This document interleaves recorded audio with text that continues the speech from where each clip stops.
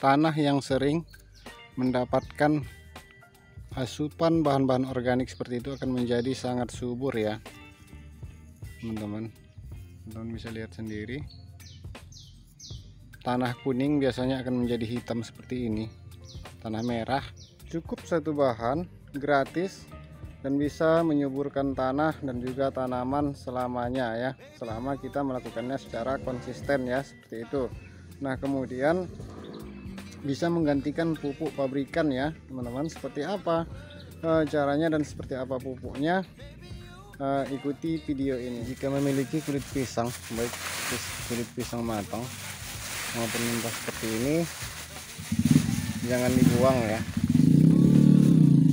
Ini akan kita manfaatkan menjadi penyubur tanah gratis ya. Kalau bisa gratis, ngapain harus beli ya. Caranya kita akan rajang terlebih dahulu ya, kita cincang agar supaya lebih halus ya teman-teman.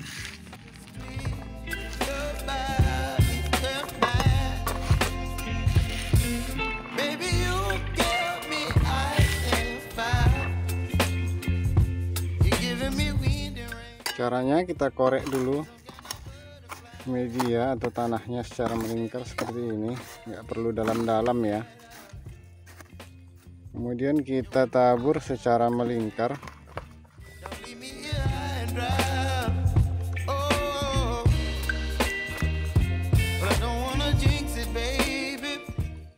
Oke, saya kira itu udah cukup, dan sisanya akan kita aplikasikan pada tanaman yang lain ya.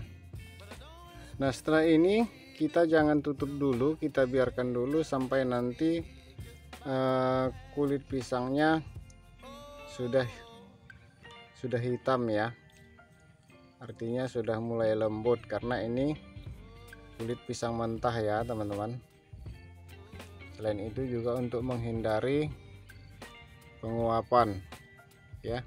Nanti biasanya ini akan menjadi santapan mikroorganisme ataupun makroorganisme yang ada di dalam tanah, sehingga kotoran atau pup dari makroorganisme tadi akan menjadi pupuk yang dapat menyuburkan tanah kita, sehingga tanaman pun akan jadi subur ya, seperti itu. Adapun mikroorganisme yang saya maksud adalah seperti halnya jamur, baik itu Aspergillus, Trichoderma, dan juga jamur oncom dan lain sebagainya yang berfungsi sebagai agen hayati ya, yang selain menyuburkan tanah kita juga berfungsi untuk mencegah terjadinya penyakit fusarium ya teman-teman.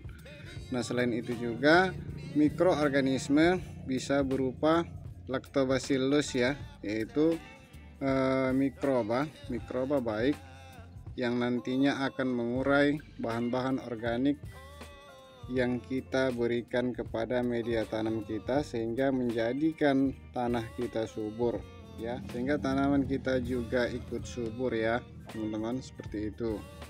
Nah, kemudian adapun makroorganisme itu bisa berupa semut ya, karena mungkin semut akan hadir untuk menggerogoti bahan organik yang kita berikan tadi. Namun begitu, teman-teman tidak perlu khawatir, karena semut itu sebenarnya tidak akan mengganggu tanaman ya. Nah, pada media tanam yang ini bisa teman-teman perhatikan, banyak sekali semut berkeliaran pada media tanam ini ya. Jika kita korek, ini akan keluar semutnya ya, bisa teman-teman perhatikan.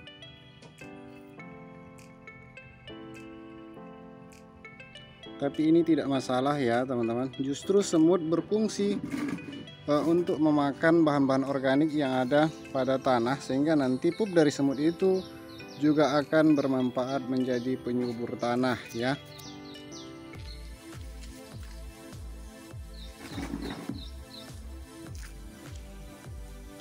Saking tidak masalahnya, saking suburnya, teman-teman bisa lihat sendiri tanaman ini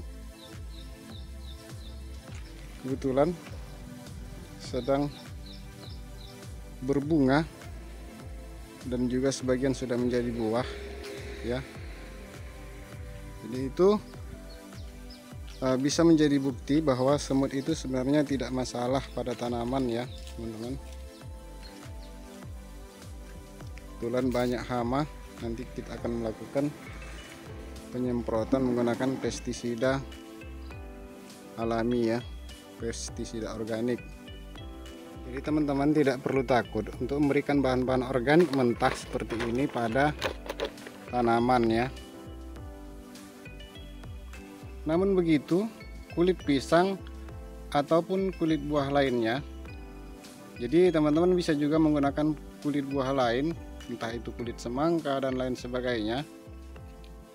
Memang tidak bisa secara spontan memberikan nutrisi pada tanaman kita atau pada tanah kita, tetapi secara perlahan dia akan memberikan unsur haranya ketika nanti sudah terjadi pembusukan atau pelapukan pada bahan organik ini ya teman-teman ya. Jadi biasanya dalam 1 bulan ini nanti sudah benar-benar jadi tanah, jadi 1 bulan ke depan dia baru akan bereaksi.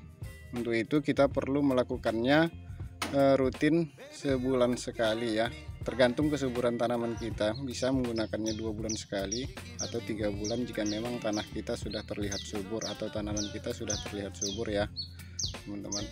Sedangkan makroorganisme lainnya itu bisa berupa binatang-binatang yang ada pada tanah seperti ini.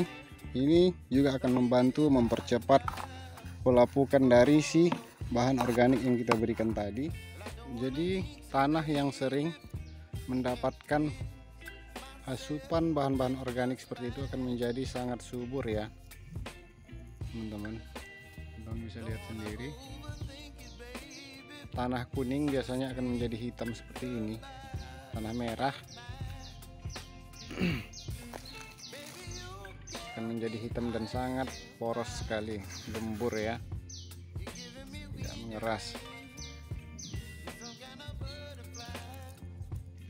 Jadi selain itu, makroorganisme juga bisa berupa cacing tanah ya. Saya berani pastikan, insya Allah pasti ketika kita bongkar tanah ini, insya Allah pasti banyak cacingnya, sehingga itu menandakan tanah subur ya.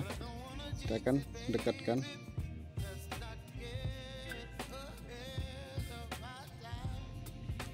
Teman-teman lihat sendiri,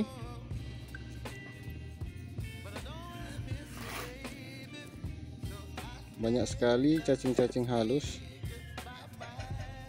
Jadi si cacing ini berperan dalam mengurai unsur hara yang ada pada bahan organik yang kita berikan ya.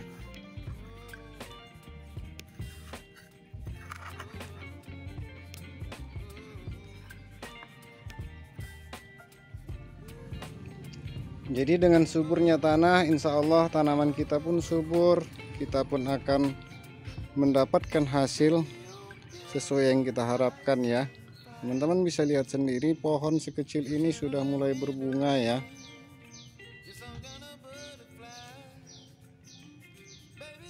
Jadi saya sarankan buat teman-teman, mulailah untuk melakukan kegiatan-kegiatan pertanian organik ya. Jangan lagi ketergantungan dengan pupuk-pupuk kimia ya. Selain mahal juga itu berisiko mencemarkan lingkungan ya.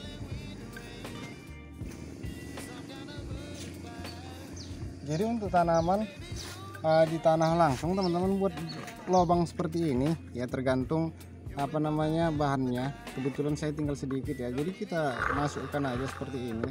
Jangan kita tabur begitu aja karena nanti risikonya bisa diceker ayam dan lain sebagainya ya.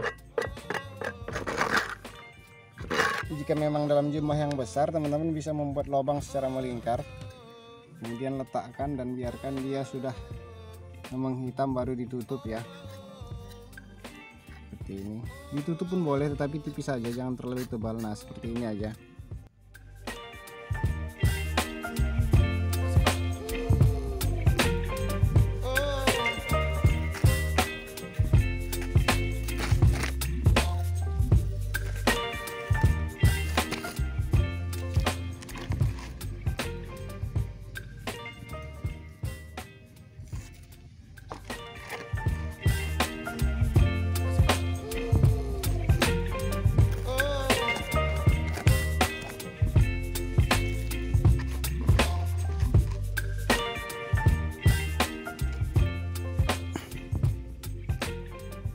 Oke ya teman-teman, saya kira hanya itu dulu ya.